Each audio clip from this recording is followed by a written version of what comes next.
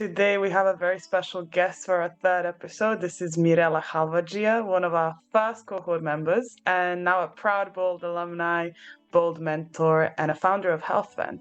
So without further ado, I'd like Mirela to give her 10-second pitch of who is she. Well, hello everyone. That was a really nice introduction. Thank you. I'm glad to be here to talk to you today. So as you said, my name is Mirela. I'm from Sarajevo. My startup is called Healthven. It's a business idea that's meant to help both businesses and individuals to live a healthier lifestyles while providing them with healthy snack boxes.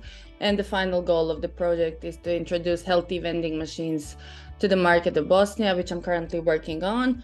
I'm also a full-time business consultant at and also what else to add? Actually, you said 10 seconds, so I'll finish with this right now.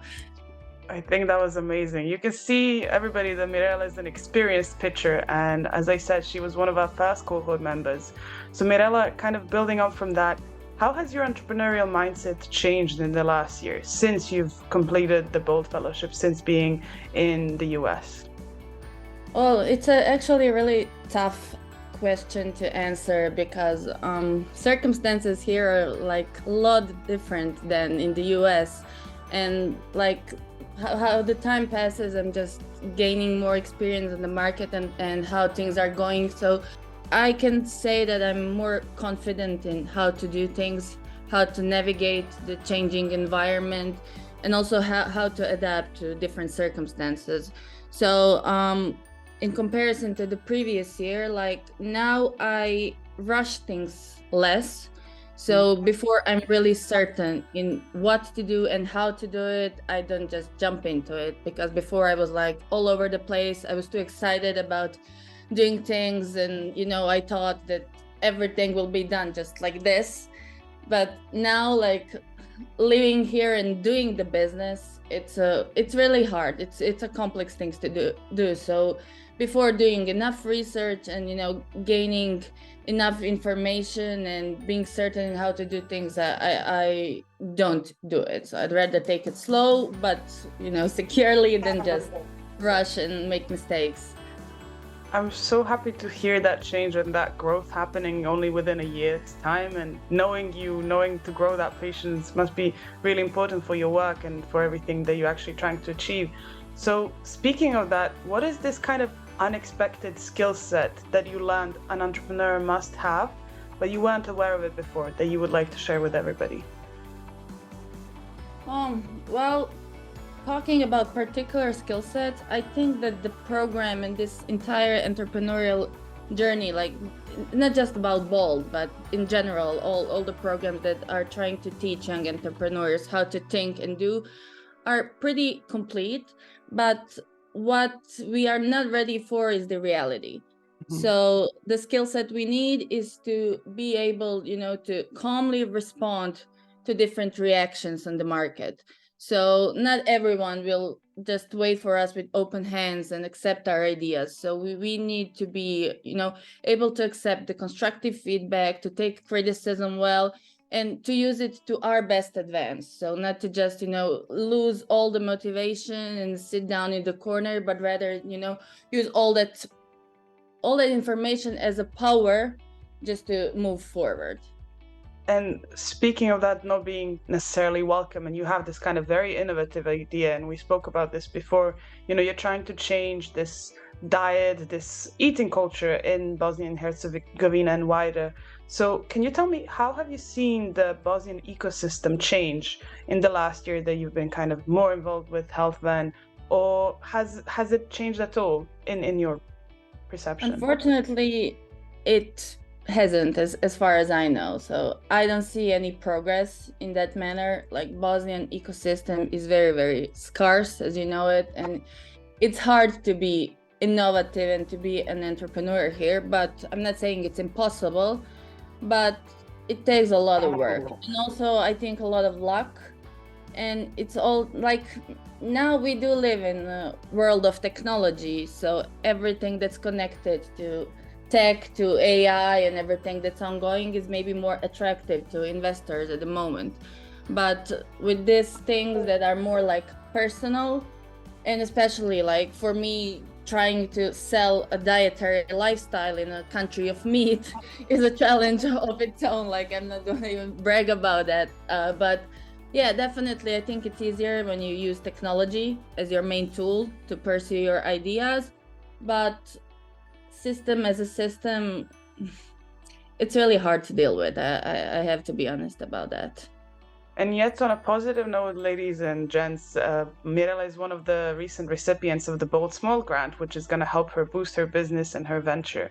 And as we know, young entrepreneurs are trying to find all the opportunities they can to actually get the funding and kickstart their ventures. So, Mirela, my question for you is, how did this grant affect your ability to, kind of later on build your venture, but also what tips do you have for getting these funding opportunities? Where should young entrepreneurs go and search for them? Yeah, before going into that, I'd like to just express my external gratitude to the US Embassy and their granting program, because it really has helped me. And what I would advise all the young entrepreneurs, especially those involved in Bold programs or any other program that's supported by some governmental institution, is to use these opportunities. So taking these small grants, but at the same time, the responsibility will just help you navigate your business idea better, because at the same time, okay, you have the funds, you can make your idea come true in a way, but also you have the responsibility for taking that money and implementing things in the right way. So you have someone you need to report to, and you also have something that it's publicly announced. So it takes more of your it motivates you more just to do better. And also for this grant in particular, I'm still in the implementation phase, and it's gonna be ended by the end of this year, I think. And it is still besides you taking the money, it still takes a lot of your time and investment, and it's not an easy thing to do. So the project management is just area of its own to discuss and to learn about, but it's also super helpful for young entrepreneurs, because they will learn how to do things. So tomorrow when they go to pitch their idea to a big investor, they will know how to set their project timeline in a better manner, and how to talk to investors, and how to justify their ideas. So I think it's really important to take these chances and practice the pitches. And you're telling me how, in one way this checks and balances are making you being responsible and motivates you to continue working on this business. But I think you can correct me if I'm wrong. You've been working on Healthven for about 2 years now, right? 2 or 3 years? It's about 2 years, 2.5 maybe. Two and a half years. What is this drive that you still hold that keeps you motivated to continue building Healthven? I really am passionate about my idea because it's a consequence of my personal experience, and I see that need on the market. But what's, let's say, holding me back a little bit at the moment is that due to market circumstances, I'm not really able to make all of my ideas come true in a way that I would like to. So, for example, I have some challenges with the products that I offer, that I use. I would like them to be better. I would like to, introduce something new, something innovative. But as a startup, as a really small business, I'm not really in a position to negotiate those kind of things with big distributors, or, to be the first importer of a specific product in the country, because my quantities of the product are still small. So that's something that's mostly holding me back, but still I know it can come true. It's achievable, it's attainable, and I definitely so far from the experience I've got on the market, I'm really getting the great response of the consumers. So I know that it's the future, definitely something we need. And even though I'm taking it slow, I'm still gonna be the first one to do it. So that's my motivation. That's the right attitude for sure. And speaking of that, we often talk about successful businesses, making it or reaching that kind of goal and achievement, but we rarely talk about failures. So I wanted to ask you, what do you perceive as a failure? How do you how do you connect with the notion of failing? Well, my biggest failures are like connected to my expectations. So I don't really feel like I failed. I more get like disappointed because sometimes I expect like the better response, like the more, I don't know, the, I would say, more noise about the product, about everything. But some people just don't resonate with that as much. And sometimes also I don't want to take the next step because I'm not completely sure about it. So that just just demotivates me a little bit, and it makes me prolong things more. But it's crazy how just one conversation with the right person can just wake you up and put you back on track. So that's why I think it's really, really important to surround yourself with the right people, the people that, have same mindset, have also some ideas that they want to pursue. Because like at the end of the day, we tend to keep things for ourselves, and we think like we're crazy because we think we can change the world. But there are so many of us that think the same way. And for me, I'm not gonna call it bold alumni, I'm gonna call it a family. It has really helped me, not to give up, not to hold back, because having the full-time job and everything, just you're not obligated to do anything. So getting out of the comfort zone takes like a lot of courage, and with the right people like behind your back, it's just much easier. And speaking of that family, and I love how whoever I talk to from the Bull Network, they always call it some sort of family or the crazy house. Who was your main motivator? What have you learned from that, let's say, role model that you've had encountered or you currently are being mentored by? Well, definitely Philip. I think everyone is giving the same answer to that question. But yeah, definitely. Like I have periodical check-ins with him. And he's always, even when I try to be quiet or forget, he's just, over there somewhere, and he's pushing me forward.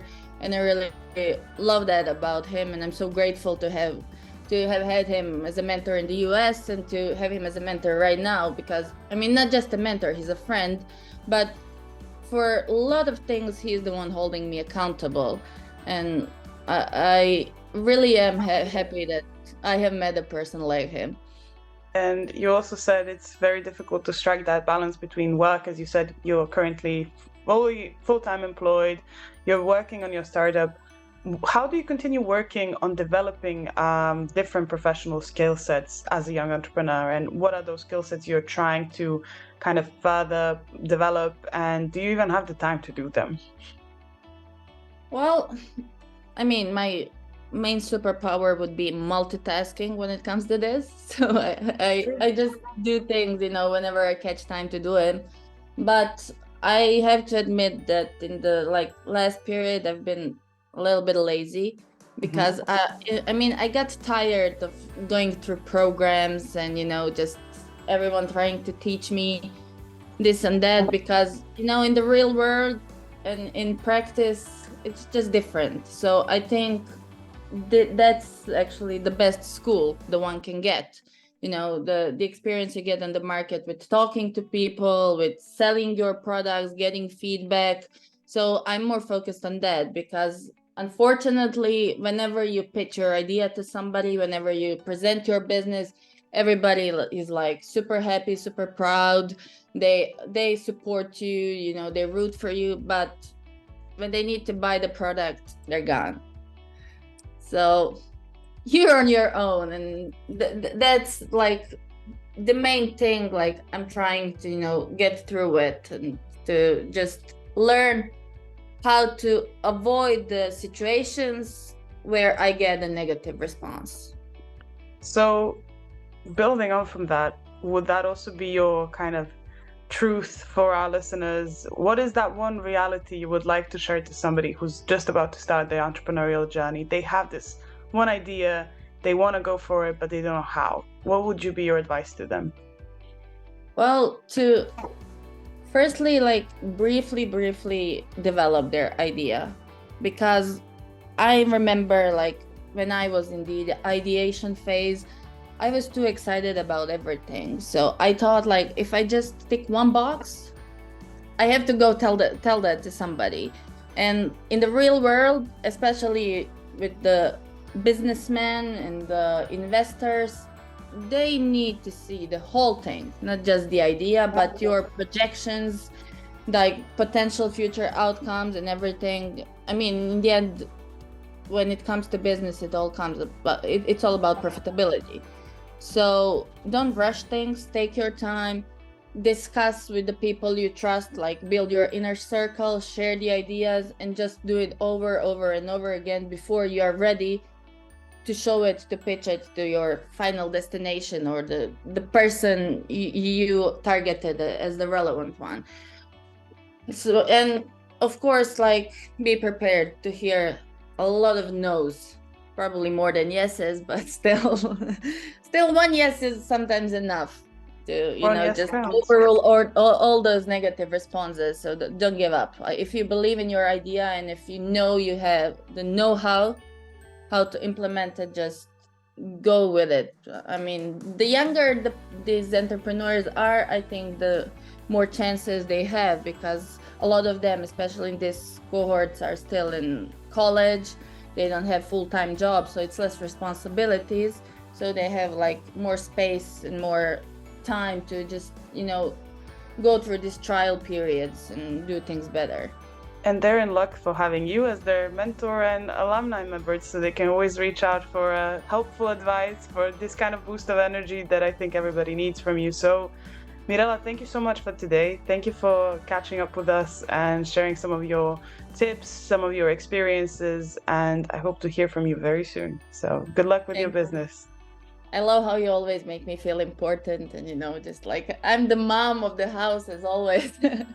So yeah, definitely. It was a pleasure talking to you, and I hope any of my advice helps anyone. And of course, as you said, if anyone feels like they want to have a chat with me, I'm free, so they can reach out.